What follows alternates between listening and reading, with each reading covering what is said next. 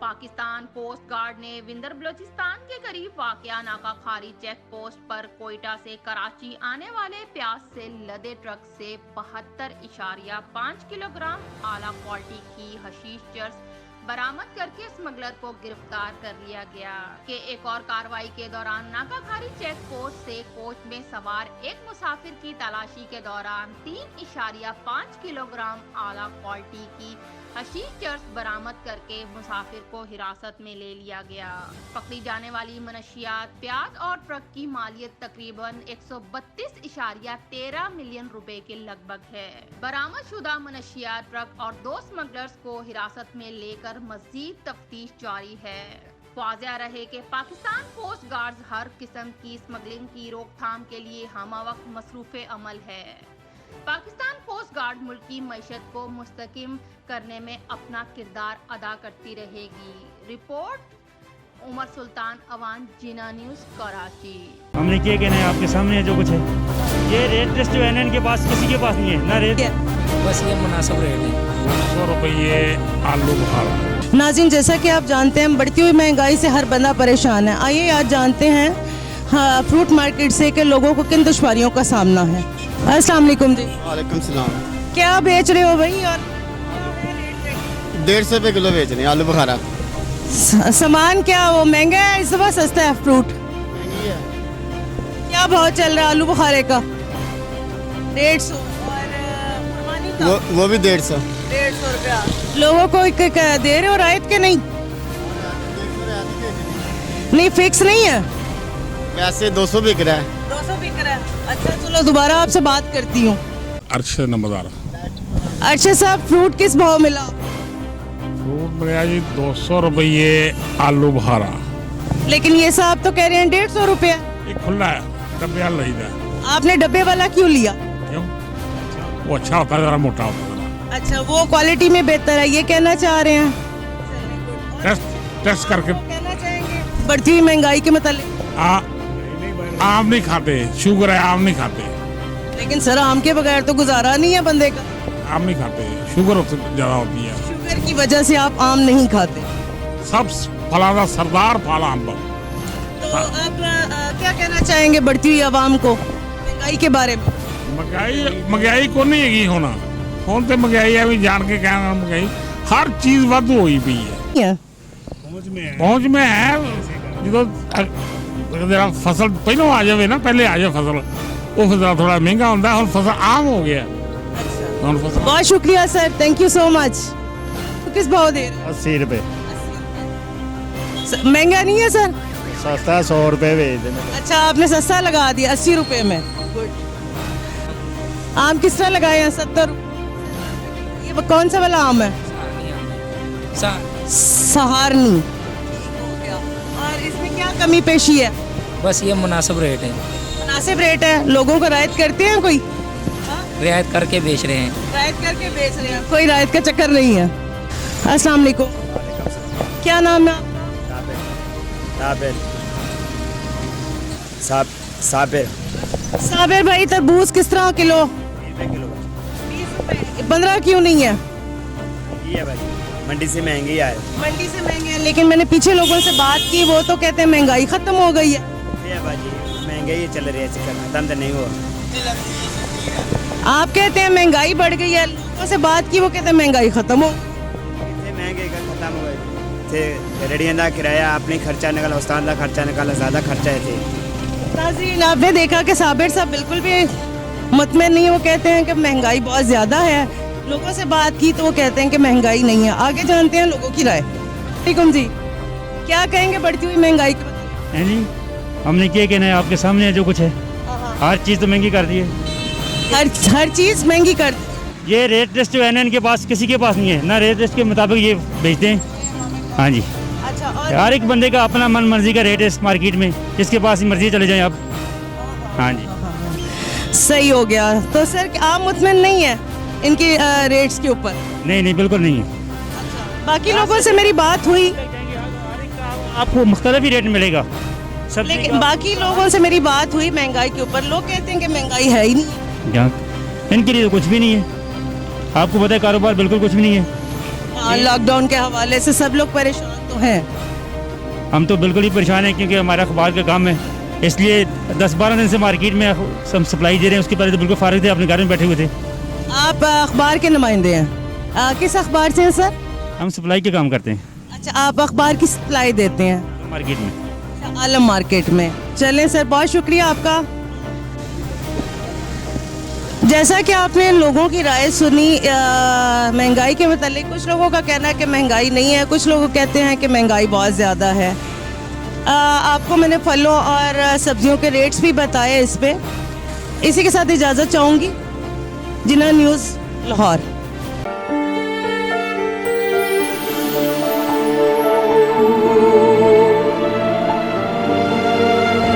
जुम्मे की रात कश्मीर हाईवे रोड पर दो गाड़ियों में सवार मुल्जिमान एक दूसरे से गाड़ियां टकराते रहे।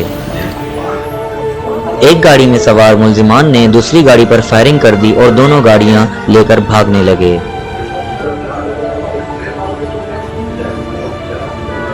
मौके पर मौजूद ट्रैफिक ऑफिसर मोहम्मद असलम ने गाड़ी को रोकने की भरपूर कोशिश की, मगर फायरिंग से ट्रैफिक ऑफिसर और 3 राहगीर भी जख्मी हो गए।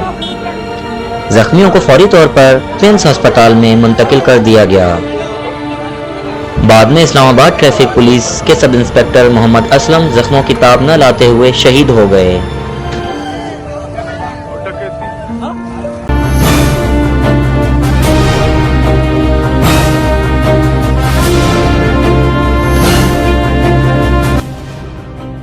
चाइना और इंडिया के ताल्लुकात में कशीदगी। बताते चलें कि चाइना ने S-400 मिसाइल सिस्टम लद्दाख में तैनात कर दिए हैं। नाजरीन, इस सिलसिले में इंडिया की आवाम के दिलों में खौफ बैठ गया था कि अगर ये मिसाइल हमारे खिलाफ इस्तेमाल किए गए तो न जाने क्या होगा। जैसा कि इंडियन मीडिया ने जिन मिसाइल्स के लिए बहुत शोर मचाया हुआ था, वही मिसाइल्स S-400 चाइना ने लद्दाख के मकाम पर तैनात कर दिए हैं। मज़ीद अज़ां इस मामले में इंटरनेशनल मीडिया का कहना है कि इंडिया इस वक्त S-400 खरीदने की भरपूर कोशिश में लगा हुआ है। इंडियन हुकूमत इन S-400 मिसाइल्स को खरीदने में नाकाम भी नज़र आ रही है। चाइना की तरफ से S-400 मिसाइल्स की तैनाती के बाद मुस्तकबिल में इंडिया और चाइना ताल्लुकात मज़ीद मुश्किल का शिकार हो सकते हैं। पापा मैं हूँ ना, मेरी बेटी नहीं मेरा बेटा था। मैंने रोज़ा रखा हुआ है और मैं शाम को आके 6 बजे आ जाऊँगी। अस्सलाम वालेकुम नाज़रीन, जिन्ना न्यूज़ की तरफ से मैं हूँ आपकी मेज़बान रुबीला मलिक। इस वक्त हम मौजूद हैं लाहौर के इलाके धर्मपुरा में। जैसा कि आप जानते हैं 22 मई 2020 को PI का एक तैयारा कराची में गिरकर तबाह हुआ था। उन्हीं में फ़ज़ाई मेज़बान अनम खान भी मौजूद थी। आज हम उनके घर आए हैं उनके वालिदैन से उनके बारे में जानने के लिए। और सबसे पहले तो हम ये जानना चाहेंगे कि अनम खान कैसी बेटी थी? अनम मेरी बेटी नहीं मेरा बेटा था। वो हर चीज़ की हमारे ख्याल रखती थी। हम दोनों मियाँ भी बाईपास हमारे हुए में स्टैंड भी डले हैं। अभी फरवरी में 17 फरवरी को मेरा स्टैंड डले हैं, 21 फरवरी को वाइफ के स्टैंड डले हैं। वो हमारा बड़ा ख्याल करती, हमें घर से बाहर जाने नहीं देती थी। कहती पापा मैं हूँ ना, जो चीज़ मंगवानी मुझे बताओ, मैं खुद लेके आऊँगी जाके। वो और अपने भाई के साथ जाके हर चीज़ लेके आती थी हमारी। और जिस दिन ये वाक़या हुआ उस दिन का क्या मामूर था? वो सैरी करके सोने लगी तो मैं कुरान शरीफ पढ़ रहा था। मुझे कहीं पापा मुझे 9 बजे उठा देना, मेरी 10 बजे फ़्लाइट है। मैंने पूरे 9 बजे उसे उठाया और वो खुशो खुरम उठी है। उठ के वो बाथरूम गई है, उसके बाद तैयार हुई है। तैयार होके मुझे कहेंगी पापा मैं जा रही हूँ। मैं खुद नीचे छोड़ने आया उसे। और साथ ही मेरी बेगम, कभी आज तक हम दोनों इकट्ठे छोड़ने नहीं गए थे।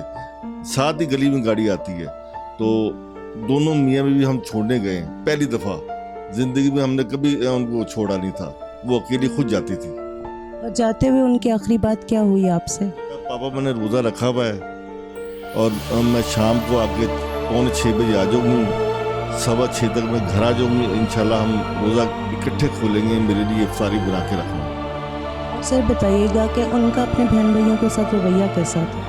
भाई ऐसा रवैया था कि वो बहनों के साथ और अभी एक बहन को उसने इलेक्ट्रिक इंजीनियर करवाया, इलेक्ट्रिक इंजीनियर मास्टर किया इसने, उसके बाद उसकी शादी की उसने, और अब छोटी का सोच रही थी कि छोटी की शादी करूं मैं, उसके बाद मैं अपनी शादी करूंगी। इस वाक़ये के बाद पीआईए और दीगर अदारों का आपके साथ रवैया कैसा रहा? पीआईए ने तो शुरू से अभी तक ऐसे अच्छे हम मेरे साथ चल रहे जैसे वो मेरे घर के फर्द हों। उन्होंने हर चीज़ में कॉपरेट किया है हमारे साथ जी। और हमारे चैनल के ज़रिए, जिना न्यूज़ के ज़रिए कोई आप पैगाम देना चाहेंगे हुकूमत को या पीआईए के चैनल को? हुकूमत भी के नुमाइंदे भी मेरे पास आए हैं और पीआईए के नुमाइंदे भी आए हैं, चेयरमैन साहब भी आए हैं। सब ने मुझे तसल्ली दी है कि जी जो आप कहेंगे वो इंशाल्लाह वो होगा। इसी के साथ आपसे इजाज़त चाहूँगी। कैमरामैन आबिद के साथ रुबिला मलिक, जिना न्यूज़ लाहौर।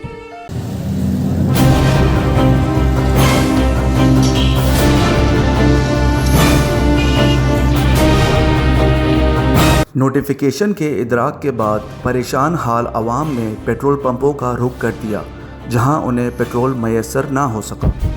ओगरा की जानिब से पेट्रोल मसनूआत की हालिया कीमतों में इजाफे के बाद कराची के पेट्रोल पंप्स पर गाड़ियों की लंबी कतारें लग गईं। ओगरा की जानिब से पेट्रोल मसनूआत की हालिया कीमतों में इजाफे के बाद कराची के पेट्रोल पंप्स पर गाड़ियों की लंबी कतारें लग गईं। आवाम का कहना था कि हुकूमत की जानिब से पेट्रोल मसनूआत की कीमतों में इजाफा अवाम दुश्मनी के मुतरादिफ है।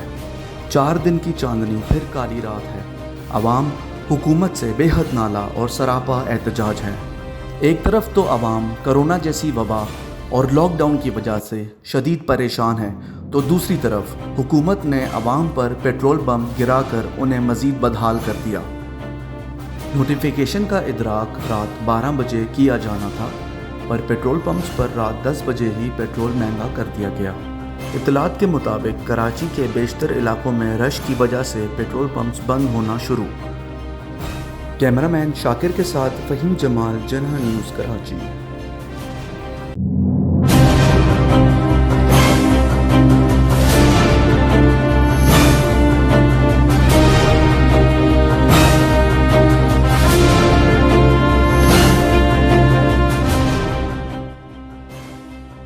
पाकिस्तान स्टॉक एक्सचेंज पर दहशतगर्दों का हमले में एक पुलिस एहलकार सिंध स्टॉक एक्सचेंज के 2 सिक्योरिटी गार्ड शहीद। पुलिस एहलकार सिंध 7 अफराद जख्मी हुए। फोर्सेस की जवाबी कार्रवाई में 4 दहशतगर्दों को मार गिराया। डीआईजी साउथ शर्जील खरल के मुताबिक दहशतगर्द जदीद असले से लैस थे और इनके पास हैंड ग्रेनेड भी मौजूद थे। एक पुलिस एहलकार ने अपनी गुफ्तगू में बताया, मेरा नाम मोहम्मद रफीक है। RR हेडक्वार्टर नेवल एयरक्वार्टर पे हमारे सिक्योरिटी के लोग, तो हमारी ड्यूटी यहाँ पे थी मेन गेट पे। तो जैसे ये आए थे, गाड़ी में आए थे करोला में, जैसे बाहर निकले इन्होंने फायरिंग शुरू कर दी। पहले सब इंस्पेक्टर डिस्ट्रिक्ट वाला था, उनको शहीद कर दिया था। उसके बाद सिक्योरिटी वाले और एक सिक्योरिटी जख्मी हो गया था। जैसे जख्मी हो गया तो हमारे 2 बंदे थे, 3 बंदे हम थे, 2 जख्मी हो गए थे। एक को गोली लग गई, दूसरे को यहाँ पे गोली लगी सर में, वो जख्मी हो गए थे। वो उसको उधर गिरे, फिर मैंने एक को शूट किया, वो मर गया था। फिर उन्होंने बोला भाई एक बंदा और भी जिंदा है जो हमें शूट कर रहा है। ये वादे सुनने में आया था मेरे को, तो मैंने भी फायरिंग बंद कर दी। वो पीछे भाग गए। तो 2 बंदे उन्होंने बोला भाई 2 बंदे जो आगे फायरिंग करते जाओ और एक बंदा हमें कवर दे। जैसे वो 2 बंदे फायरिंग करता गया, एक बंदा फायरिंग करता, दूसरे ग्रेनेड फेंकता गया यहाँ से आगे। तो दूसरा बंदा जैसे निकला तो मेरे को उसने देख लिया था, मैंने उसको 2 गोलियां मारी, जख्मी हो गया। फिर उसने ग्रेनेड निकाला, एक हाथ में गोली मारी, वो हाथ छूट गया था, वेपन नीचे गिर गई। तो उसने ग्रेनेड निकाला, ग्रेनेड की पिन निकालने वाला मैंने उसको सर पे गोली मारी, वो नीचे गिर गया। जैसे नीचे गिरा 2 बंदे आगे गए, एक को मैंने पीछे से गोली मारी थी, वो थोड़ा जख्मी हो गया। फिर आगे भाई ने जो है कार्रवाई की।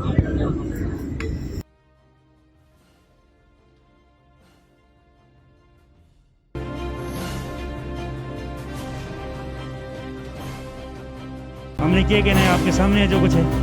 ये रेट लिस्ट जो है ना इनके पास, किसी के पास नहीं है ना रेट। बस ये मुनासिब रेट है। 100 रुपये आलू बुखारा। नाज़रीन, जैसा कि आप जानते हैं बढ़ती हुई महंगाई से हर बंदा परेशान है। आइए आज जानते हैं फ्रूट मार्केट से कि लोगों को किन दुश्वारियों का सामना है। अस्सलाम वालेकुम जी। वालेकुम सलाम। क्या बेच रहे हो भाई? और 150 रुपये किलो बेच रहे हैं आलू बुखारा। सामान क्या वो महंगा है इस दफा, सस्ता है फ्रूट? क्या भाव चल रहा है आलू बुखारे का? 150 और पानी का? वो भी 150। 150 रुपया। लोगों को दे रहे हो रायत के नहीं? नहीं फिक्स नहीं है, वैसे 200 बिक रहा है। 200 बिक रहा है। अच्छा चलो दोबारा आपसे बात करती हूँ। अरशद नंबरदार। अच्छा साहब फ्रूट किस भाव मिला? फ्रूट मिला जी 200 रुपये आलू बुखारा। लेकिन ये साहब तो कह रहे हैं 150 रुपया। ये खुला है, डब्बे वाला लईदा। आपने डब्बे वाला क्यों लिया? क्यों? वो अच्छा होता है, जरा मोटा होता है। अच्छा वो क्वालिटी में बेहतर है ये कहना चाह रहे हैं? टेस्ट करके कहना चाहेंगे बढ़ती हुई महंगाई के मतलब? आम नहीं खाते, शुगर है, आम नहीं खाते। लेकिन सर आम के बगैर तो गुजारा नहीं है बंदे का। आम नहीं खाते, शुगर ज्यादा होती है। शुगर की वजह से आप आम नहीं खाते? सब फलाना सरदार फल आम। तो आप क्या कहना चाहेंगे बढ़ती हुई आवाम को महंगाई के बारे में? महंगाई को नहीं हैगी होना, ਹੁਣ ਤੇ महंगाई है भी जान के कहना महंगाई हर चीज वाधू होई पई है। पहुंच में है जो जरा फसल पहले आ जाए ना, पहले आ जाए फसल वो फिर थोड़ा महंगा होता है, फसल आम हो गया। बहुत शुक्रिया sir, thank you so much. तो किस भाव दे रहे? 80 रुपए। महंगा नहीं है सर? सस्ता 100 रुपए बेच देना। अच्छा आपने सस्ता लगा दिया 80 रुपए में। आम किस तरह लगाए हैं? 70। ये कौन सा वाला आम है? सहारनी। और इसमें क्या कमी पेशी है? बस ये मुनासिब रेट है। मुनासिब रेट है, लोगों को रायत करते हैं कोई? रियायत करके बेच रहे हैं। रायत करके बेच रहे हैं, कोई रायत का चक्कर नहीं है। अस्सलाम वालेकुम, क्या नाम है आपका? साबिर भाई तरबूज किस तरह किलो? 20 रुपए। 15 क्यों नहीं है? ये भाई मंडी से महंगी है। मंडी से महंगे हैं, लेकिन मैंने पीछे लोगों से बात की वो तो कहते हैं महंगाई खत्म हो गई है। ये भाई महंगाई चल रही है, खत्म तो नहीं हुआ। आप कहते हैं महंगाई बढ़ गई है, लोगों से बात की वो कहते हैं महंगाई खत्म हो। महंगाई का खत्म हो गई। रेडियन का किराया अपनी खर्चा निकाला, उस्ताद का खर्चा निकाला, ज़्यादा खर्चा है थे। नाज़रीन आपने देखा कि साबिर साहब बिल्कुल भी मुतमईन नहीं, वो कहते हैं कि महंगाई बहुत ज़्यादा है। लोगों से बात की तो वो कहते हैं कि महंगाई नहीं है। आगे जानते हैं लोगों की राय। ठीक जी, क्या कहेंगे बढ़ती हुई महंगाई के? नहीं हमने क्या कहना है, आपके सामने है जो कुछ है। हर चीज़ तो महंगी कर दी है, हर चीज़ महंगी कर। ये रेट लिस्ट जो है ना इनके पास, किसी के पास नहीं है ना, रेट लिस्ट के मुताबिक ये बेचते हैं। हाँ जी। अच्छा हर एक बंदे का अपना मन मर्जी का रेट है इस मार्केट में, जिसके पास मर्जी चले जाएं आप। हाँ जी सही हो गया। तो सर आप मुतमईन नहीं है इनके रेट्स के ऊपर? नहीं बिल्कुल नहीं है। बाकी लोगों से मेरी बात हुई, आपको मुख्तलिफ ही रेट मिलेगा सब। लेकिन बाकी लोगों से मेरी बात हुई महंगाई के ऊपर, लोग कहते हैं कि महंगाई है ही नहीं। इनके लिए तो कुछ भी नहीं है, आपको पता है कारोबार बिल्कुल कुछ भी नहीं है। लॉकडाउन के हवाले से सब लोग परेशान तो हैं। हम तो बिल्कुल ही परेशान हैं, क्योंकि हमारा अखबार का काम है, इसलिए 10-12 दिन से मार्केट में हम सप्लाई दे रहे हैं। उसके पहले तो बिल्कुल फारिग थे, अपने घर में बैठे हुए थे। आप अखबार के नुमाइंदे हैं? किस अखबार से हैं सर? हम सप्लाई के काम करते हैं। अच्छा आप अखबार की सप्लाई देते हैं मार्केट में? आलम मार्केट में। चलें सर, बहुत शुक्रिया आपका। जैसा कि आपने लोगों की राय सुनी महंगाई के मतलब, कुछ लोगों का कहना है कि महंगाई नहीं है, कुछ लोग कहते हैं कि महंगाई बहुत ज़्यादा है। आपको मैंने फलों और सब्जियों के रेट्स भी बताए इस पे। इसी के साथ इजाज़त चाहूँगी। जिन्ना न्यूज़ लाहौर।